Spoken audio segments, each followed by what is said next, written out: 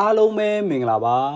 တူးဒီဝင်နာ channel ကနေပြီးတော့ပြန်လဲကြိုဆိုလိုက်ပါတယ်ဗျဒီနေ့မှာတော့ကျွန်တော်19ရက်8လ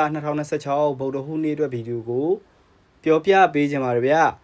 ဟုတ်ကဲ့ပါပထမဆုံးအနေနဲ့ကျွန်တော်ဗုဒ္ဓဟူးနေ့မနက်ပိုင်းအတွက်အချိန်နေကဲကနိုင်ပေါက်ကနိုင်ကိုအရင်ဆုံးပြောပြပေးချင်ပါတယ်ဗုဒ္ဓဟူးနေ့မနက်ပိုင်းအတွက်ဆိုလို့ရှိရင်တော့ကျွန်တော်ရွေးထုတ်ထားတဲ့အချိန်က38အချိန်ဖြစ်ပါတယ်3.156နဲ့ကတ်မှာဖြစ်ပါတယ်ဗျ